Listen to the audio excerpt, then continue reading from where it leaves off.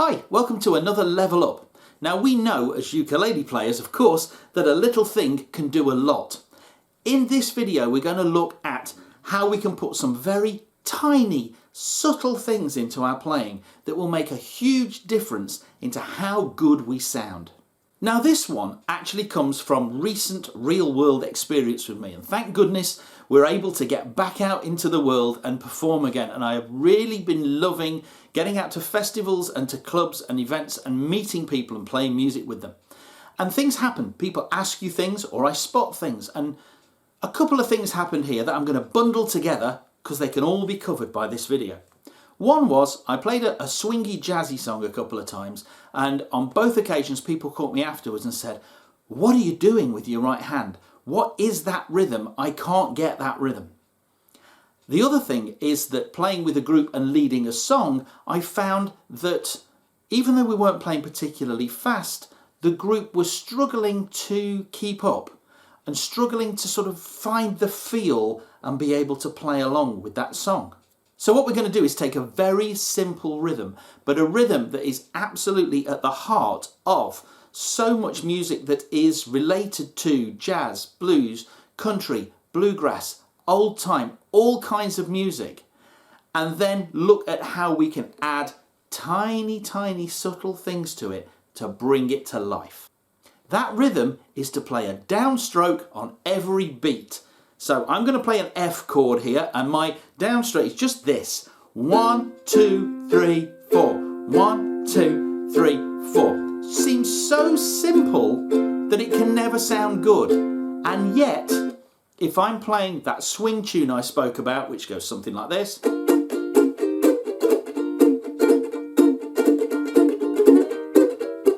suddenly it comes to life. And yes, I was doing more than that. They're the things we're going to learn today. If I'm playing the song that I was leading with the group, that's basically the rhythm for it. Very simple. It's just downstrokes. There's barely anything else in that, but yet it still sounds better than. So, first thing to do, let's just get our hands swinging to the right time and just play on the downstrokes. Don't play anything on the upstroke, and don't try and make life easier by going down, up, down, up. It's really important that these are all downstrokes. Now I'm going to really do my best to not do anything to these, and my sort of muscle memory is screaming out to change things and add things. 1, 2, 3, 4. Just get the hang of that. Doesn't matter if you do it with your finger or your thumb or a pick, as long as you're doing downstrokes. Okay, the first thing we're going to do with that is we're going to make the first strum and the third strum, so the first beat and the third beat, a little bit quieter, and that will make the second and fourth seem a bit louder. So rather than try and hit it harder on beats 2 and 4, we're going to back off on beats 1 and 3. And the way we're going to do it is to not play more softly. That's quite hard to do when you're strumming, is to think, oh, gentle, oh, normal again, oh, gentle. It's like, no, play a smaller swing of your hand and just catch a couple of strings. So back to our F chord. That's our small strum. I'm catching 1 or 2 strings. It doesn't matter how many. I'm not picking. I'm still doing a strum, but I'm making it a little strum. And then on beat 2, I'll do a big strum. On beat 3, a little strum.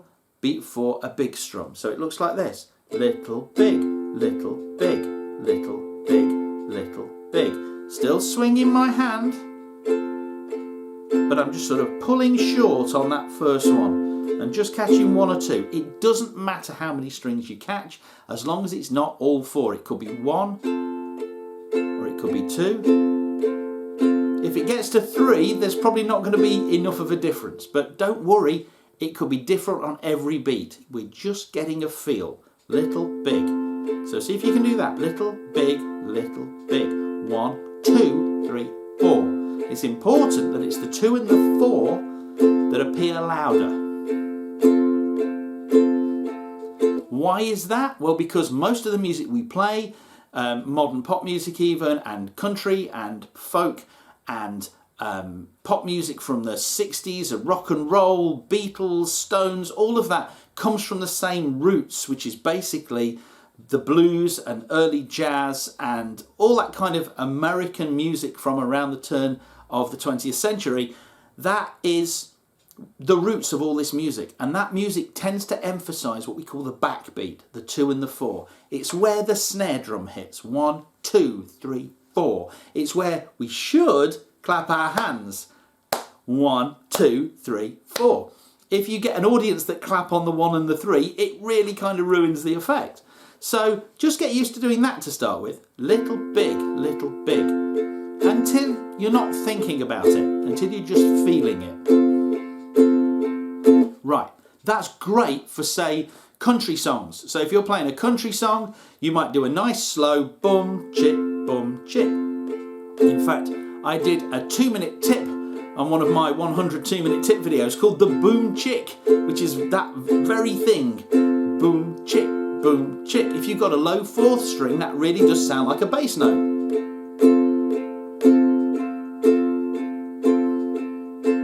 Okay, we've not added any upstrokes to this at the moment, and we're not going to in the next thing we do. We're going to think in the next one about how we let those notes ring or not ring. Now, it's a reason I chose that F chord.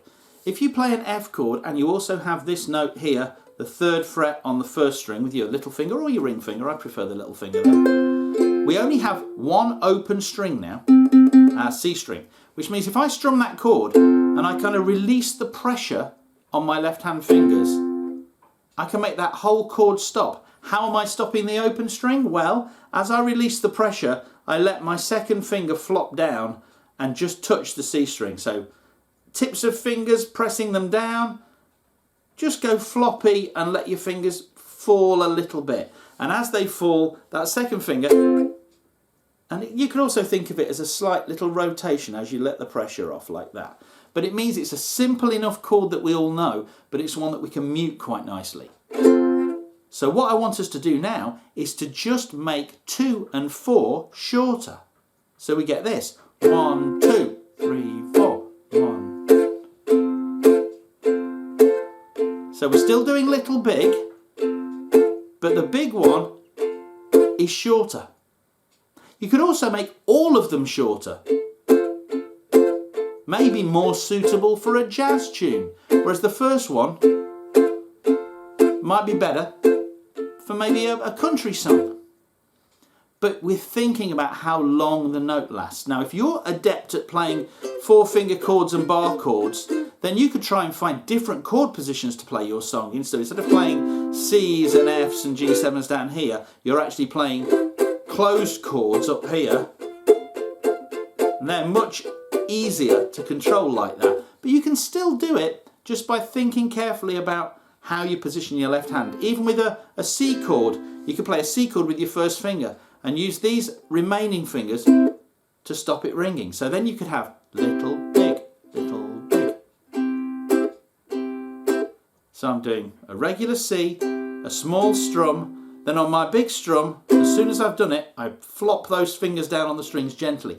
Not so they press down, just touch the strings. Try that really slowly. Here we go. Little, big, little, big, little, big. Long, short, long, short, long, short. So far, if we wrote any of those strum patterns down, they would just say down, down, down, down, and yet they're so different to each other. So let's have a quick recap of those. First thing we did was just play 1, 2, 3, 4. Not very subtle, not very interesting. Then we made 1 and 3 a little bit quieter. Already a huge difference. Then we tried to make beats 2 and 4 shorter. Then we made all of them shorter.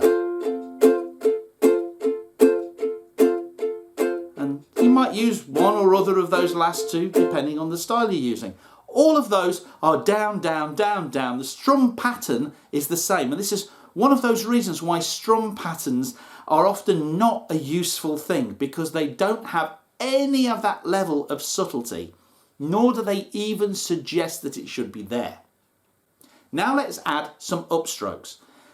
Almost all of the music that you will play on the ukulele should be swung. Now there are exceptions in certain styles of music, but if you are playing all the things I said before, jazz, blues, country, American folk, rock and roll, most of the tunes by bands like the Beatles and the Stones and the Who and Led Zeppelin and any of those, right up to modern day stuff, will have a swing to it.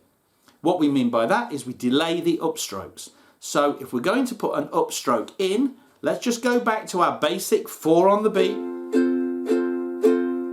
on our F chord. If we divide that in half, 1 and 2 and 3 and 4 and I've just done that by hitting on the way up. My hand was already going up in between. Okay? What we want is more of a heartbeat. So we're still going down on the beat. 1, 2, 3, 4. Ba-bum, ba-bum, ba-bum. We're doing more of a heartbeat feel. That's a swing feel. Now sometimes you might want to put all of those in, but frequently we put the odd one in and we make it very, very quiet. It may even be a completely muted strum, especially if we're doing that damping with our left hand. We might get... Hear that? It's hard to do it slow, but if I go down, down, down, down, I've not pressed my fingers back down on that because my hand is pulsing on the beat. So when I play in between, it might just be that. But that tiny little subtle sound makes all the difference. So let me play a chord for you. I'll put all the things we did before and the occasional upstroke in.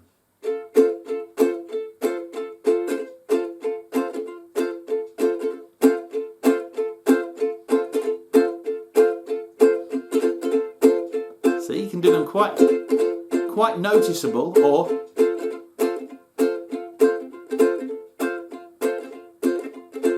fact you can put a lot of them in. But you're only really hearing the beats because that's when I'm pressing down with my left hand. So there's a whole level of stuff sort of just happening below the surface. So you're still hearing this, but instead of those big spaces, and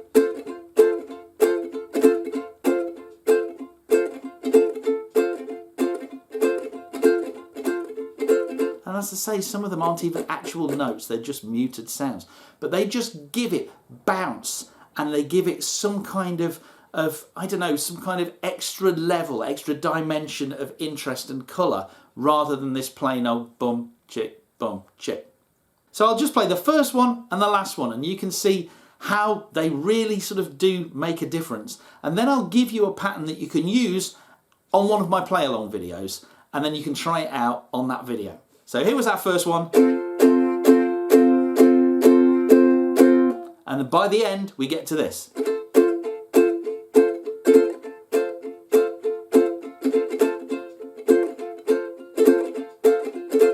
So much more interesting, so much more foot tapping and dancey. And it's going to get an audience sort of wanting to dance, wanting to clap their hands, wanting to sway along to what you're playing. Okay, so I've got a video, which I'll link to in the top of the screen there, for Rag Mama. And it's a very simple song. It goes A7, D7, G7, C, and you'll see the chords in the play along. Instead of trying to do this, or doing the island strum, I want you to try this. Little big, little big, little big, little big. If you can use other fingers to mute, it'll go. That's your simplest one.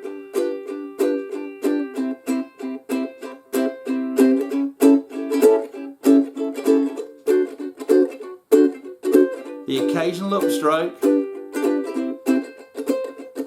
Notice how my hand is still doing the same movement. It's just that I'm just touching the strings rather than missing them.